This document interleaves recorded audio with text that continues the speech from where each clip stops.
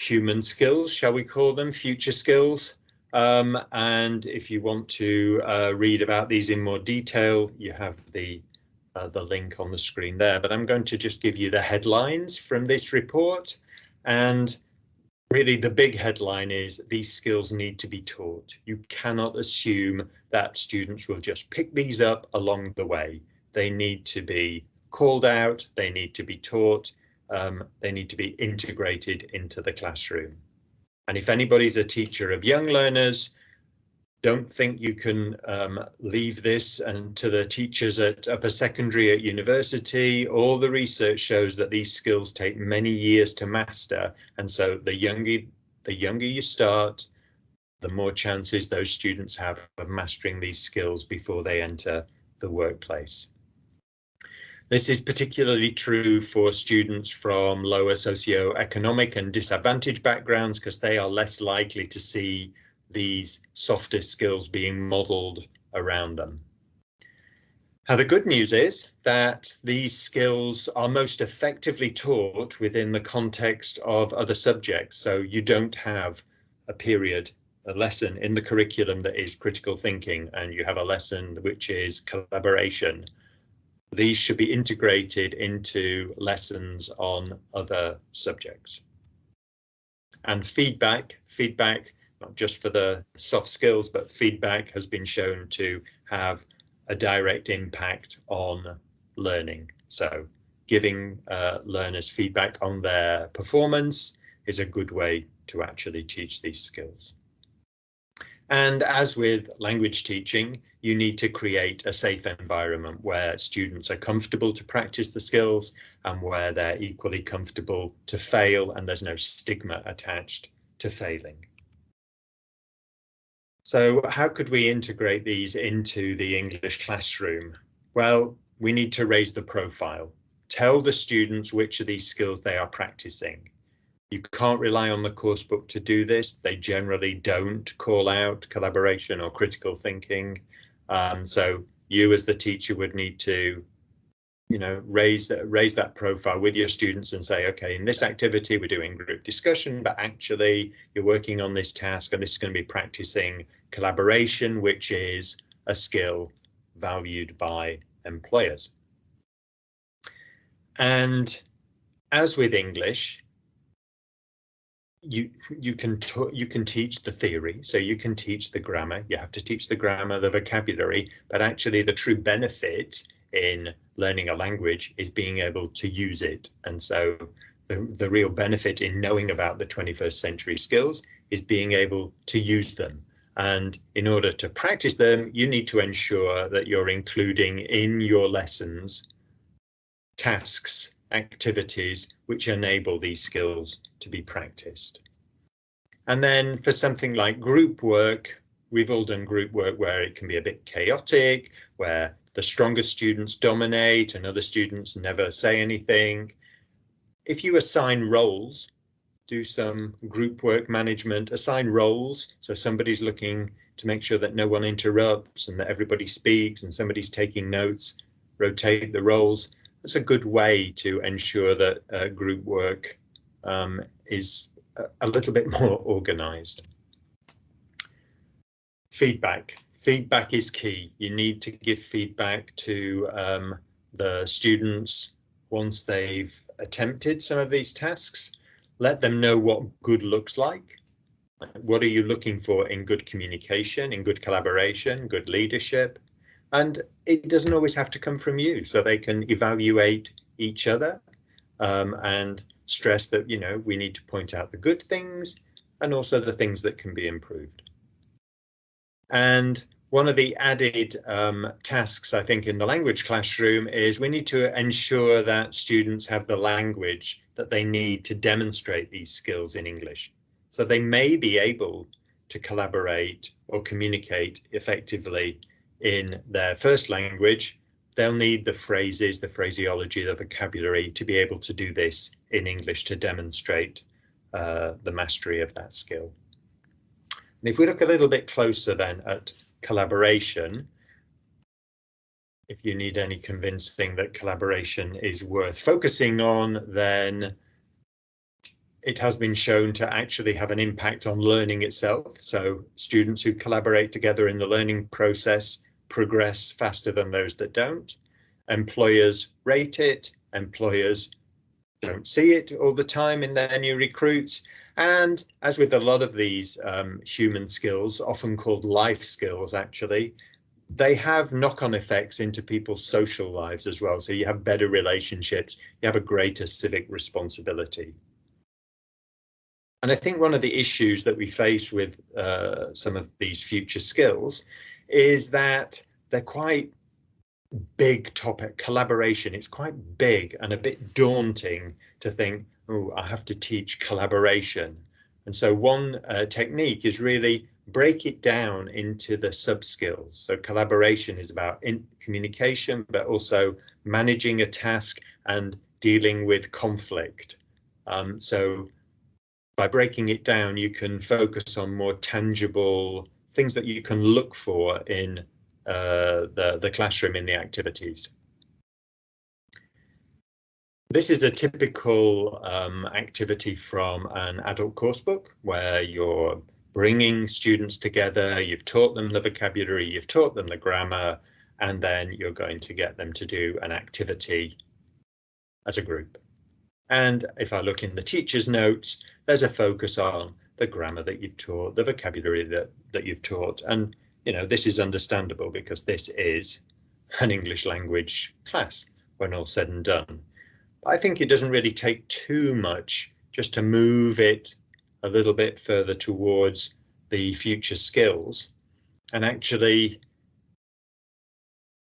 actively look for and credit and give feedback on some of those sub-skills that make up collaboration. So your teacher's notes, you can be looking for active listening and people who are interrupting politely and people who aren't interrupting politely, and just point it out to the students. Again, you'll need to teach some of the vocabulary on how you do that and make students aware that they are doing that.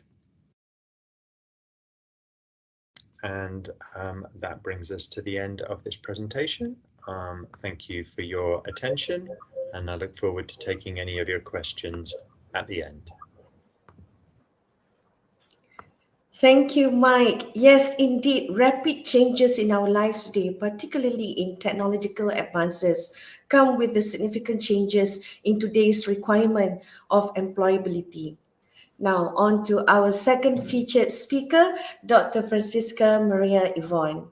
Dr. Francisca Maria Yvonne teaches at Universitas Negeri Malang's Department of English, and her area of interest are ELT, technology, enhanced language learning, extensive listening, viewing, extensive reading, learning autonomy, and collaborative learning. Today, Yvonne will be sharing with us her ideas on harmonizing pedagogy and technology in ELT. Feel free to ask questions or send your comments in the chat box. And so, without further ado, over to you, Yvonne.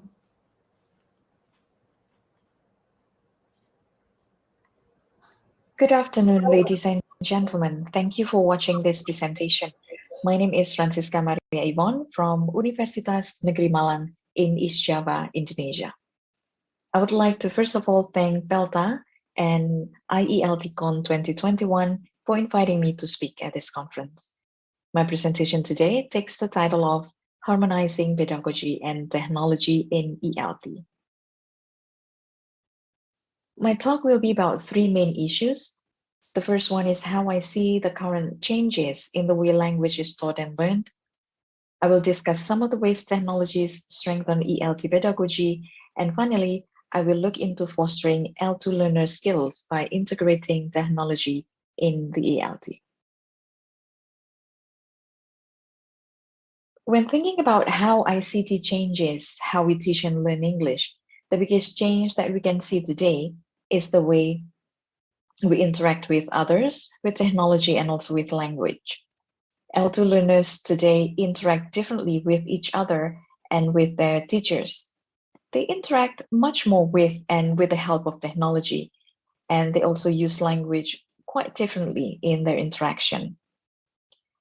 Language learners interact with others in their private as well as public spaces on different platforms such as chat apps, social media, and learning management system. They do this in their own homes or outside of their homes in public spaces. And interestingly, the interaction can be performed in real time or delayed time, so synchronous and asynchronously. Technology is used as a medium of communication, but in some cases, L2 learners interact with technology by typing or pressing buttons or even talk to robots, such as when they talk to their personal assistant and ask it to do something for them. The way language is used in today's interaction in a foreign language is also quite different. L2 learners are exposed to verbal as well as nonverbal language, of course. They speak and write to others, but when they write, they often use icons, emojis, and strange abbreviations such as CMIIW, so correct me if I'm wrong, or IYKWIM, if you know what I mean, or OOTD, outfit of the day, etc. Spoken language also changes in the context of digital communication. For instance, millennials use words such as woke, respect, adulting, cancel, snatch, shook, which are understood only by some these days. We also witness changes in the form of target language input and output due to the development of technology. Both input and output are available in audio, text, visual, audiovisual, and even multimedia format.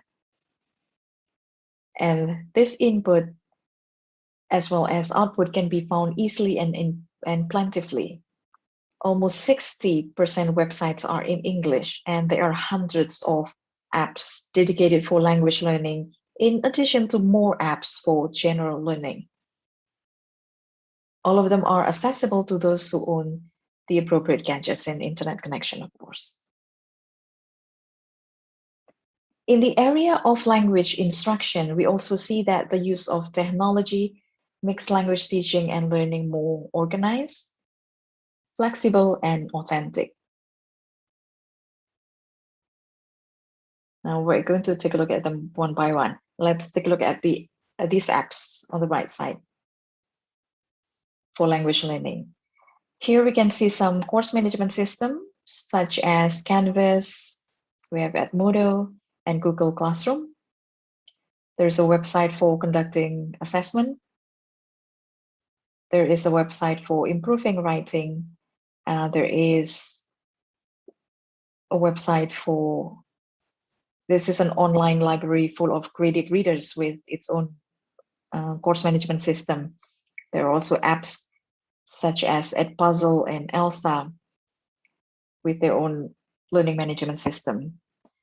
In general, when we look at similar apps, they allow content, task, schedule, interaction, feedback, assessment, and monitoring of learning to be organized in one place or in connection with other learning platforms. So Edmodo, for instance, can be linked to Google Classroom. Sorry, Edpuzzle, for instance, can be linked to Google Classroom and Edmodo. Similarly, for all rubrics can be linked to Edmodo. All of these have made teaching and learning a lot more easier and more organized. Though organized, technology also offers flexibility to its users. They can use to schedule learning, so learners can learn at their own time, place, and pace. Technology will keep track of the duration of their learning and sometimes suggest learning sequences and pathways. Yet, learners can freely choose the activities they want to do. Technology also provides flexibility in terms of learning mode.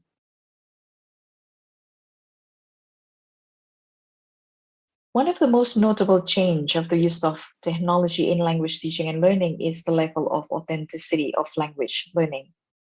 Language learners today are used to creating video presentations instead of presenting live in front of the class. They write blogs and post in social media on daily basis. When they do this in English, they use authentic language, do authentic tasks. They also have real audience and they use the target language in its authentic formats. All of these changes actually put lots more pressure on many language teachers because they are overwhelmed with the idea of having to catch up with the latest development of technology while at the same time focus on balancing language learning. Because by nature, when we look at technology, the development is about being faster and more efficient. But when it comes to language learning or English language teaching and learning, we put more attention to efforts that students put into learning and also balance of learning. Harmonizing the two is less intimidating for newer generation of teachers who have a shorter generation gap with their students because they can relate to the situation quite easily. Now, problem exists more apparently in areas that have limited access to technology and connectivity. And sometimes teachers have to show learners how to use the technology.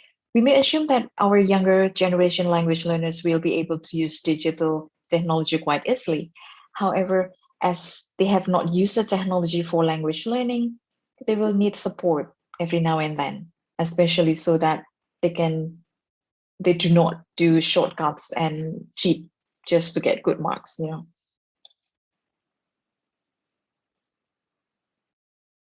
From the previous slides that I've shown, in general, technology has strengthened ELT in so many different ways. It allows language teaching and learning to be more innovative and creative. Technology supports personalized learning that teachers may not have time to deal with. It maximizes automation of feedback and assessment.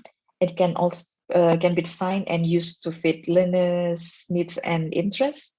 And for teachers today, technology is their teaching partners as well as teaching tools. Now let's take a look at one of the most versatile technology used in not only language learning, but also online and remote learning in general. These are chat apps, yeah. By design, apps such as WhatsApp, Telegram, and Discord are used for communicating, collaborating with people, but in the context of language learning, they are used for communicating and collaborating, file sharing, grouping or pairing, or work in pairs and groups, for task submission, for voting, and for many other purposes. And more teachers come up with new ideas of using these apps in language teaching and learning. So I recently checked Google Scholar. So when we type WhatsApp in ELT in Google Scholar, there are about 2,580 results. Yeah, articles which are published since 2020. So these are lots of articles. Now, if we use different keywords, so Telegram and ELT, there are about 588 articles published since 2020. And for Discord, there are about 232 articles published since 2020. So language teachers all over the world are exploring these chat apps more and more since before the pandemic hit us early last year. I'm sure if we type other chat apps, there'll be hundreds of articles on their use in ELT context in the past few years. Those with better access to gadget and internet connection also strive to be more innovative and creative by using various platforms to collaborate synchronous and asynchronously. An example is the use of Google Slides that allows users to chat and work collaboratively in pairs or in groups. So we can see that more than one person is actually collaborating in the creation of a poster here. There are many websites and apps that allow learners to collaborate and communicate with others, allowing them to not only interact with the target language input, but also produce the target language output.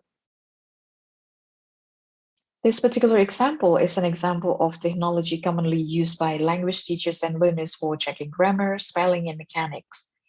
It supports personalization and maximizing automation. But care should be taken when it is used by language learners because this can be used as a shortcut for improving the quality of learners' composition. They may not learn anything from the activity.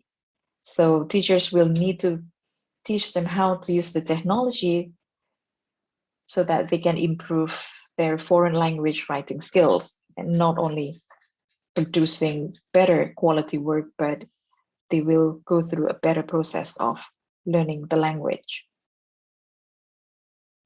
Overall, when English teachers and technology form a partnership, they will need to complement each other.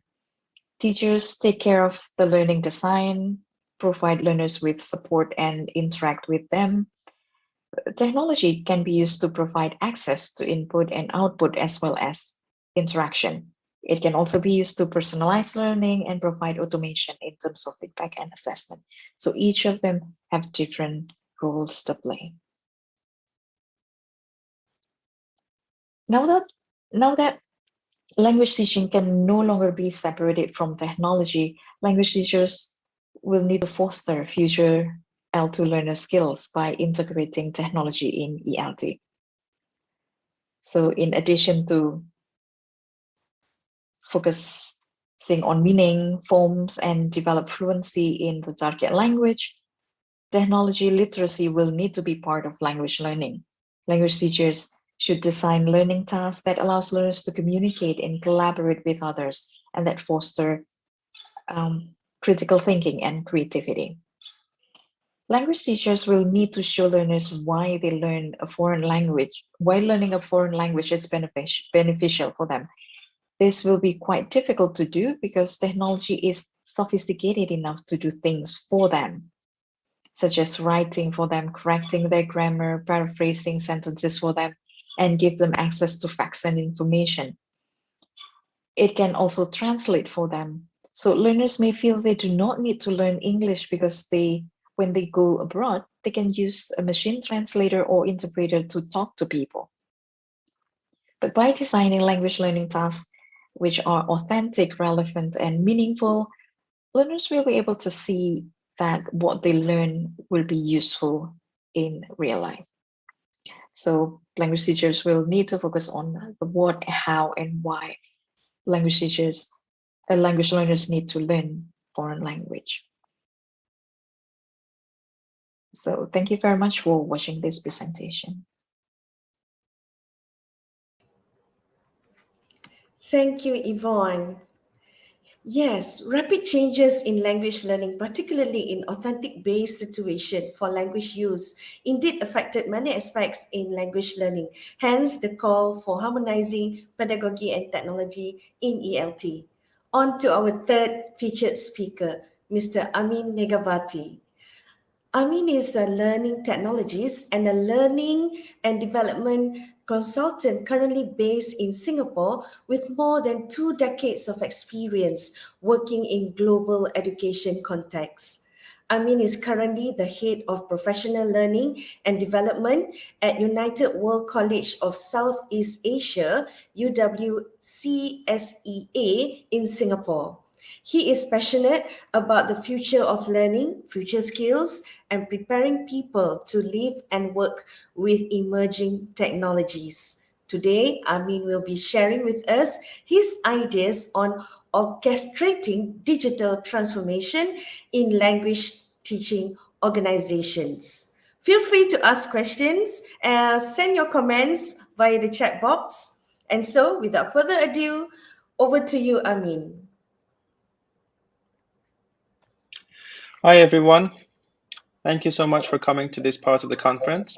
Unfortunately, we can't be with you face to face this year, and I hope once COVID is over, once again, we have the opportunity of sitting together in one room and discussing things in detail. So my name is Amin, and I have more than 20 years of experience in teaching, training teachers, and managing projects in various educational contexts. And today, I'm going to talk to you about orchestrating digital transformation in language teaching organizations, the language schools we all know and love, and we've been working in for a very long time. So what I'd like to start with is a flashback to when COVID began, and just to remind us of what happened when we all found ourselves behind closed doors and we couldn't really meet our students anymore, and we had to find a solution to the problem we had. No face-to-face classes. And what most people did at that time, which in fact was the right solution for that moment, was to find an emergency solution to immediately transfer everything to an online environment and do it in a slightly different format compared to what all of us were used to. So what we did at that time was a sentence we're all familiar with. Let's do it on Zoom or another online delivery platform. And we all accepted it. It was the right thing to do at that time, and we accepted it because, well, we didn't have a lot of other alternatives to consider, and it was the best thing to do. It was in our own best interest to do so because we didn't want to lose our jobs. It quite worked well at that time, but the problem is that is not a long-term solution. That was never supposed to be a long-term solution.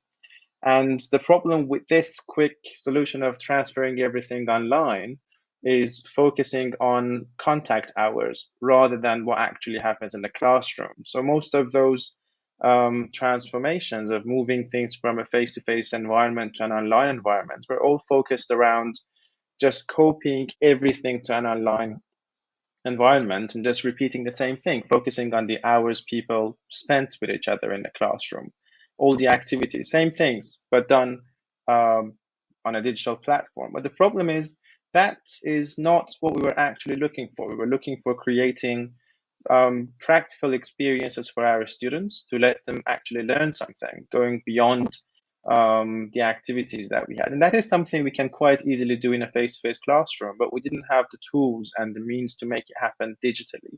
So while we were focusing on creating the same number of hours over Zoom, the same type of activities in an online environment, what we were missing was creating an actual presence with our students. So the problem lies there between copying what we did face-to-face into an online environment, not thinking about how effective it was, and then actually planning to move online and do something real that practically works. Now, this concept I'm talking about has been mentioned quite a lot in various forms and in lots of different research papers. You can very easily find this. There is a distinction between between distance education and emergency remote education. So distance education is what we call a planned activity, and its implementation is grounded in theoretical and practical knowledge, which is specific to the field and its nature. On the other hand, Emergency remote education, what most of us did at the beginning of COVID,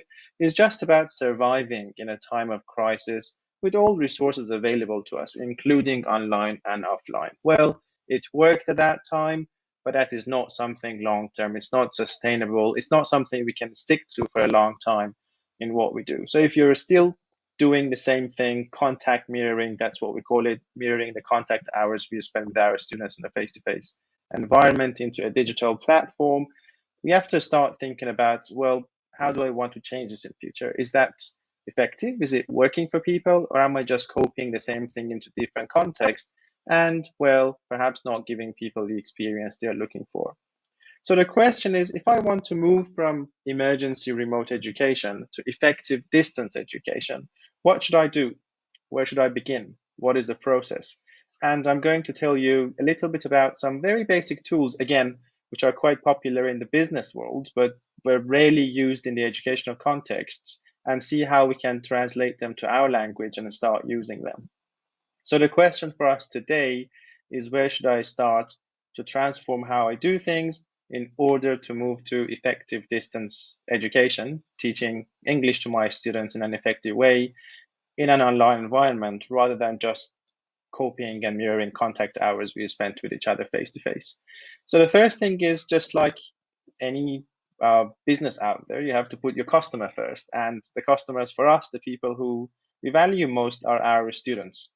And for that to happen, we need to put our students at the center, start working backwards and developing a strategy, seeing where we want to go. So the key thing here is to make our customer the center point of our digital transformation. Whatever it is, we have to put them there, start moving backwards, and see how we can create some improved experiences for them, how we can give them more value through the systems we have. Again, I have to remind ourselves of the fact that technology has a lot of various affordances.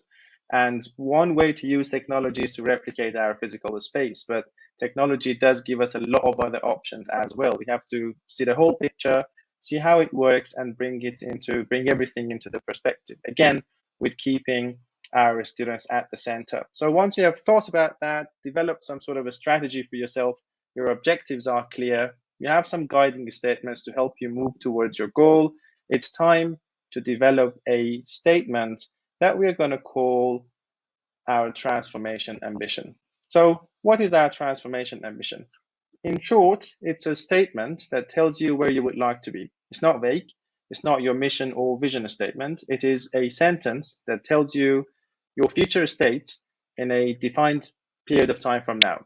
Imagine 2 years from now. Where would you like to be in 2 years' time from your English school's point of view? What systems and processes would you like to see in place at that time? And for this sentence, for your transformation ambition, which is in a way your change goal, you would like to take into account a couple of characteristics. Your transformation ambition has got to have this thing that we call, again, in the world of business, it is called the PRISM. It has to be precise, realistic, inclusive, succinct, and measurable. It has to be precise because we have to understand it very quickly. It has to be right to the point. It's got to be realistic because everybody has to accept it's going to happen. It's something that from senior manager to the students, to your customer service people, everybody has to understand that this is going to happen. That's something we can achieve realistically. And on the same note, it has to include everybody in the organization, not something just senior manager puts together, passes down to everybody else to work on. It's got to be succinct, so everybody gets the point. We're just having a quick look at it. It doesn't have to carry a lot of difficult words to understand. It's got to be simple, very easy to get to the point. And of course, measurable, because if you can't measure it, well, how can you do it? So once you've got your transformation ambition, you've got your strategy, your guiding principles, you have an ambition, your change goal, you know where you're going, that is clear.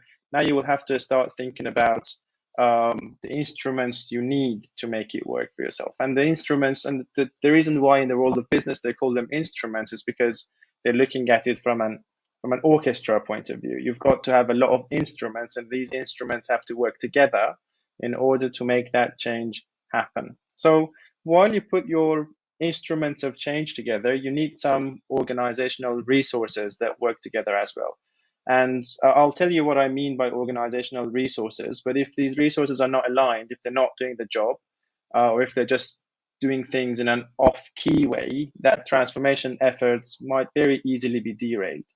And when we talk about those instruments, we're talking about the infrastructure, we're talking about data, and we're talking about people. Now, let me dive a little bit deeper into what each of these three instruments, resources actually mean. So from a people point of view, we're talking about people and teams that are needed to make that change happen. In our context, we're talking about teachers, students, parents, customer service, staff, senior managers, everybody who is involved there. And again, I have to share something quite important here, that these people do not necessarily sit in the same team. They go across the organization. They come together to make that change happen. On the data side of things, it's about all the data that we need to make good decisions, the data that we need to build proper systems. And now we're talking about student data, pricing data from the market, teacher observation notes that we have, just everything that we can put together to help us make good decisions. And when it comes to the infrastructure, we're talking about the stuff that we need to make things happen. Maybe you need 20 Zoom accounts. Maybe you need a learning management system. It might be a particular classroom or some interactive whiteboards for the new system you're putting together. So that's important. That's quite an important part of the whole process. So once you have thought about your people, data, and infrastructure, it's time to actually move on to executing it. So I have a strategy. I've got my guidelines. I have thought about my ambition, my change goal. I've thought about the resources I need to make it happen, put a lot of people together. When it comes to actually making it work, you have to go through a process again. And that process, you look at it from a project point of view, but I'd like to add a different perspective to it, and that is managing change. Well, it's still a project that you're going to work on, but change management is the people side of project management. So both project and change management support moving your school from point A to point B through a transition process. But project management primarily focuses on getting tasks done, while change management focuses on the people side of things. How are people impacted by the change that you're introducing? What journey are they going to go through? And this is quite important, because if people are not with you in this journey, it is not going to happen. Most businesses make this mistake of coming up with a really good plan, but because people who are working in that organization don't know what's happening, they're not going to support, and nobody likes change. We have to accept this. So if you're not preparing people to come with you, it is not going to happen. Now, something quite interesting that I'd like to share with you today is a very simple framework to help people come on board with what you're planning. This is known as the ADKAR model, and it goes through several layers that you will have to follow in order to make sure people are with you in your transformation journey. So the first thing is awareness. Are people aware of the change? Do they need why it's happening? Have they understood the need for that to happen? Or are they still stuck in the old way of doing things and say, well, that's working, we don't really need to change anything? So that awareness is the centerpiece. You have to start there. Next level is desire. Do they have the desire to change? Do they want to participate in the process with you? Now, the third thing is the knowledge. Do they know how to change? That knowledge piece is people having the knowledge to understand how change works, which actually quite nicely connects to the ability, demonstrating skills and behavior. Do I have the skills to make this happen? Well, I'm being asked to do A and B and C, but I don't really have the skills to do A and B and C. So how can I make that work from my point of view? And finally, for every single change process, you need to make sure it sticks. And that is the reinforcement to sustain the change. So do I have, am I giving people the support they need to make this stick and become the norm after a while of practicing it? I know I'm talking a lot about the theory of change here, but what I'd like you to think about is to step away from where you are at the moment and think about your plans for the future of your school. And I have some 4 basic questions for you. Are you making your students the center point of your planning? Are they there? Are you putting your customers first? Do you have the data you need to make good decisions? Do you have the right infrastructure? And do your teachers have the necessary skills? And again, in the context of our conference today, we're talking about future skills. If you want your teachers to teach future skills to their students, we will have to make sure at an early stage that our own teachers are equipped with the tools and techniques to make that happen. If they haven't developed their future skills yet, how can they prepare other people to develop their future skills? So it kind of comes as a chain of elements connected to each other. So we'll have to start there if you really want to make it work. I don't have a lot of time to spend with you today, but I'd like to summarize key stages of making any change process happen. And again, in our context, in English language teaching organizations, we'll have to start with identifying the objectives we want to achieve. That's definitely step one. Once we've done this, it's time to select some key areas that we want to develop and put a detailed plan together of the steps we're going to take. Again, that the reason why we're doing this is because we want to step away from emergency online education and move towards effective distance learning. And that's what we want our students to go through as well. That's what guarantees our success in future. And then once you have identified those things, it's time to develop the skills people need to make it happen. Once again, I have to repeat myself that if your teachers do not have the skills you want them to have, they can't do what you're asking them to do. Again, in terms of teaching people future skills, if you don't give them the skills first, they can't transfer it to anybody else. And finally, you can lead through change with the resources you have. And by resources, I'm talking about people, data, and infrastructure that I talked about. I know there is a lot here, but this should ideally be a good starting point for you to take these questions back into your management team. Put them down on a piece of paper and say, well, let's start thinking about these questions and see if we can answer these questions for where we're going. Because if you don't plan, you will still be doing that emergency online teaching, which doesn't really give people what they want. So I know we've got some December break coming up, so I'd like to give you some books to read if you have some time over your December break. So the first book is Change Management and People Side of Change, which is a classic in any change management library. If you have time, that's a really nice place to start. Connecting with the world of English teaching, Alan Waters has done a lot of research in managing innovation in English language institutions. That's a nice place to start as well. Again, if you want to take it more into the education side of things, Michael Fullan has done a great job in writing this book, The New Meaning of Educational Change. And I think anybody who's in education should have a copy of this book.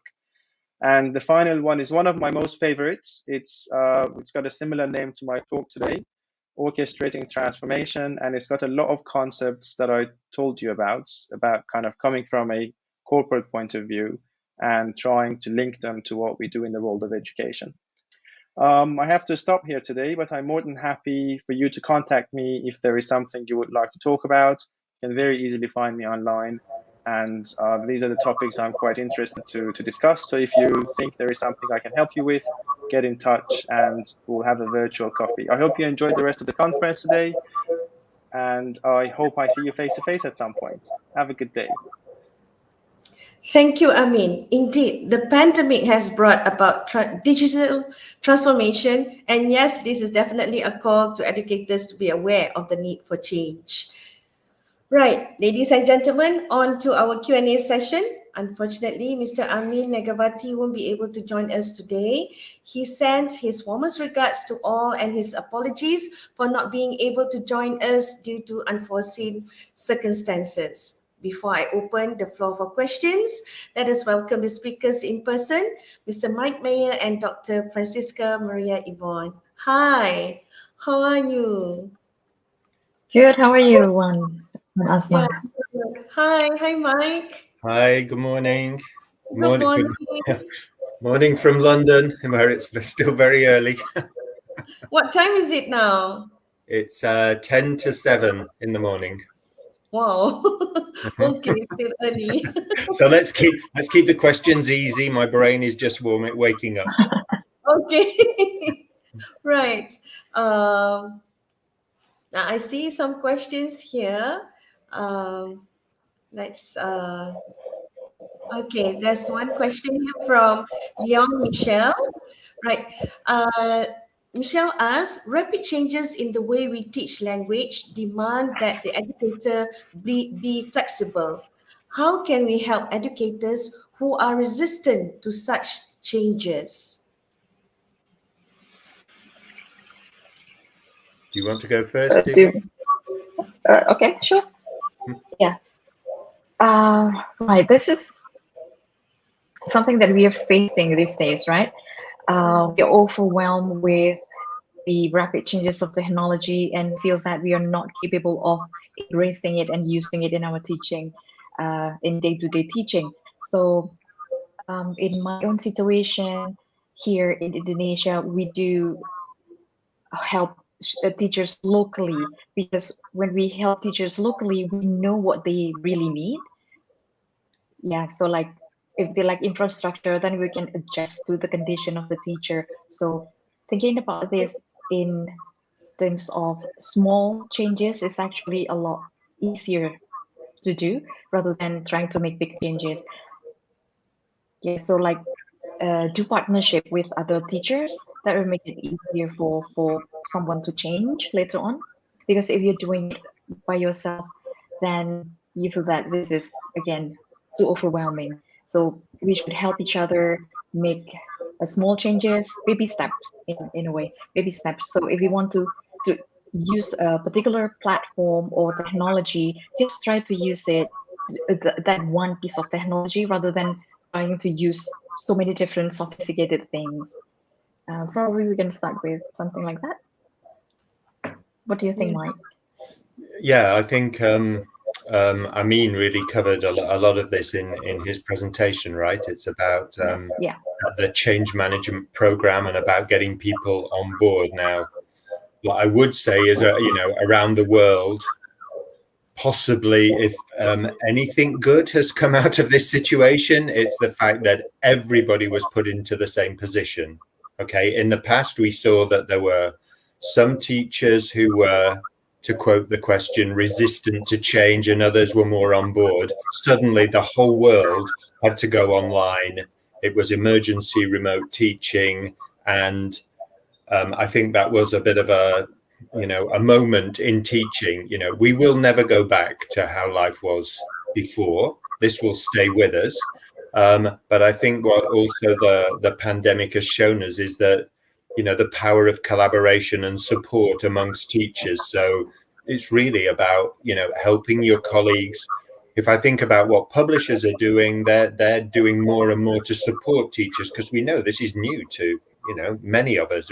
Nobody had ever taught like this before, or very few people had. So just trying to make life simple. I think what Yvonne said, doing the little things. Don't try to, as we say, boil the ocean. Don't try to change everything, but little by little, we will get there. And just understand that nobody likes change, and it's scary.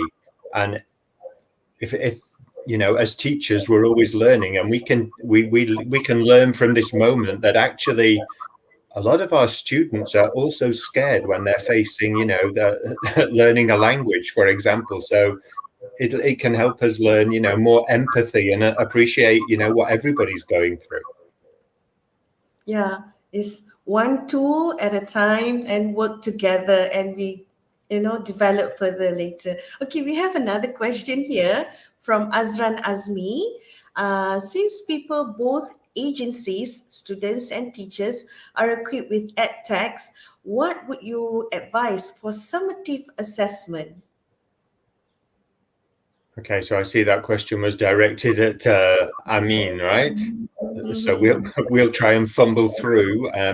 Obviously, Amin is the expert on EdTech. Right. Well, and I lost the question off the screen there. Yvonne, do you have an answer off the top of your head? Okay. All right. Yeah, there's a question there. Advice for summative assessment. Yeah. I mean, I think if you look around again, I'm not promoting, Pearson but if you look around the publishers, more and more publishers are creating digital summative assessments that can be administered remotely.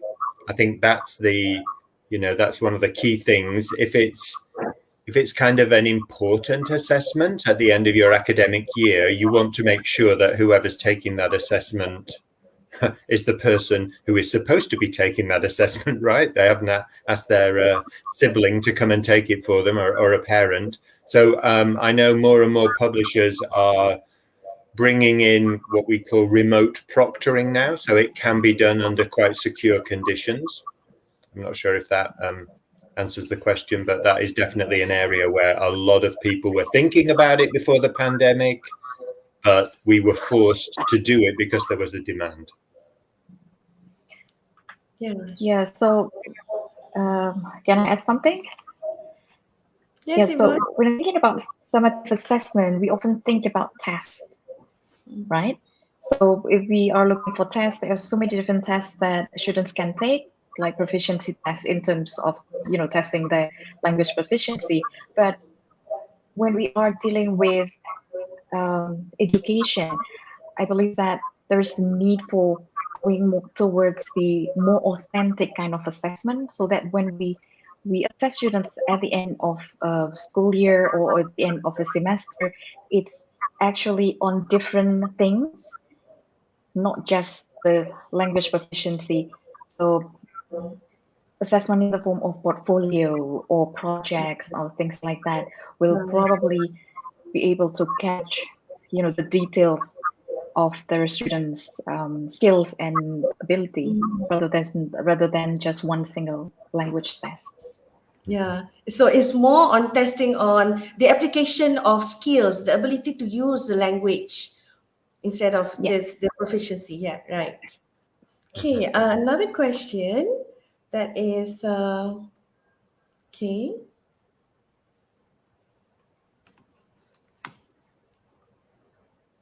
Right. Okay. Now that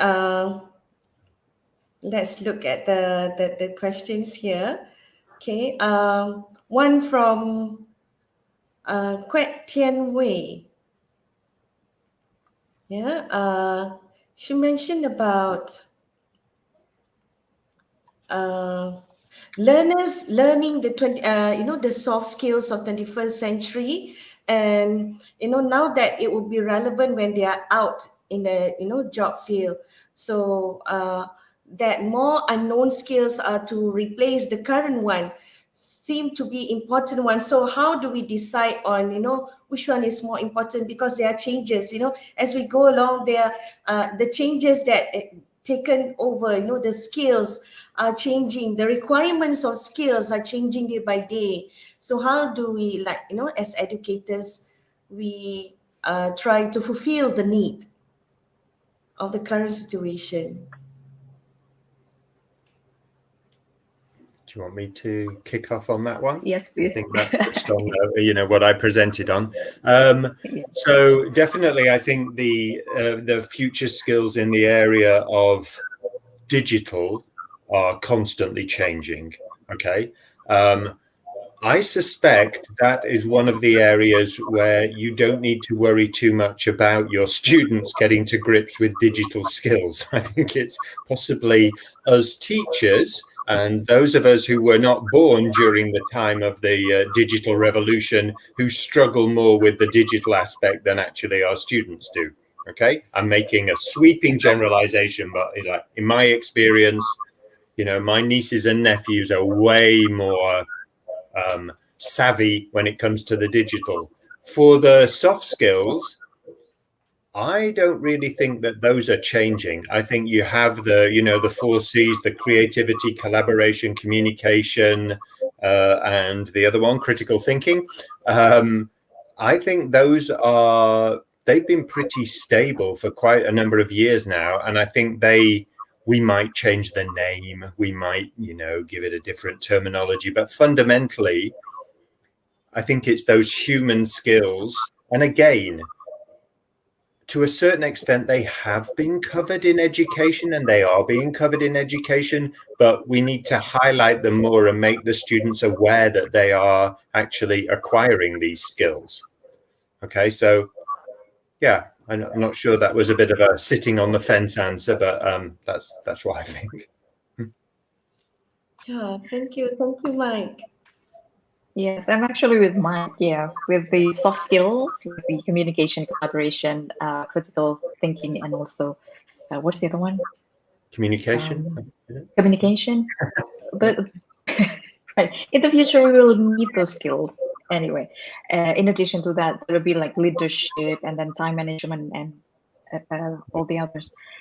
But we are actually right now struggling with digital literacy, if I may say. Like students do not know how to deal with um, like internet safety, for example, and then etiquette when they are, you know, talking to people in social media. So we constantly have problems with that. So probably if we want to put something into the curriculum, that will be something in that direction. So helping them become a virtual citizen in a way, like a global virtual citizen who are, in reality, we know that we have to be polite to other people. We're not supposed to hurt others, but it seems that nowadays in social media we deliberately do that to other people, and people don't think that it's something wrong. So it's probably more towards that. Yeah. Yeah, that's a great point, Yvonne. And actually, in the kind of the transit getting a job category, I think that is actually one of the biggest areas of concern around the world, is making like the young teenagers aware of what you put out on social media can come back to haunt you in the future, because that is a record, and that stays out there. And we're seeing it even with adults. There's a lot of there's a big controversy at the moment around racism in cricket in the UK. I don't know if it's in your news, but people are finding social media posts from 10, 12 years ago that somebody posted and using it against them. So, raising awareness that this is, potentially, it might seem innocent or fun or just kids stuff at the time, but actually it's going to come back and really impact your life. Yeah. Okay, thank you. Thank you so much, Mike and Yvonne. We have reached to the end of our session. It is an interesting one. And once again, we are looking forward to perhaps our face-to-face session in the next 2 years. And to those who are with us right now, do join us right after this for the International Cultural Quiz. All right. Thank you, everyone. Have a good Thank you. Have a Bye. nice day. Bye. Bye.